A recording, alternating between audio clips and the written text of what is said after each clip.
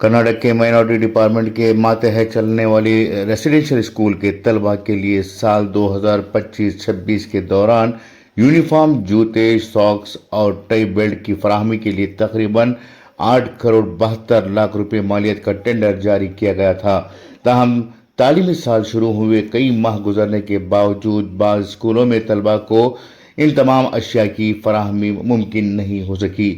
Tender की शरह के मुताबिक तलबा की तादाद और इनके नाप के मुताबिक यूनिफॉर्म और दीगर अशिया तैयार करके स्कूल तक पहुंचाना ज़रूरी है। अगर फराहमी में ताख़िर हुई है तो इसकी वजूहत क्या हैं और इसके लिए कौन जिम्मेदार हैं, इस बारे में महकमे से वाज़ेह वज़ाहत का मुतालबा किया जा रहा है।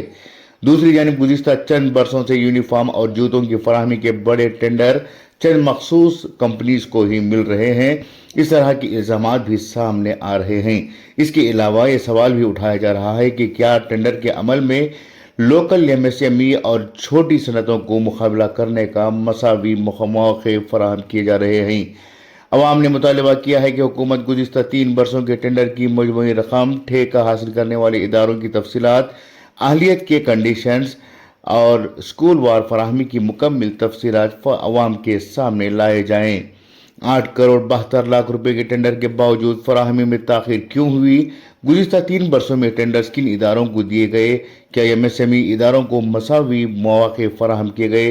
इन तमाम सवालात पर माइनॉरिटी डेवलपमेंट डिपार्टमेंट को वाज़ेह जवाब देना होगा। अवाम का कहना है कि तलबा को हुकूमत की जानिब से फराहम की जाने वाली बुनियादी सहूलियात वक्त पर पहुँचाना ज़रूरी है। इसके साथ साथ अवामी रकम के इस्तेमाल में मुकम्मल ट्रांसपेरेंसी को भी यकीनी बनाई जानी चाहिए। इस सिलसिले में रियासती हुकूमत की जानिब से जवाब दरकार है।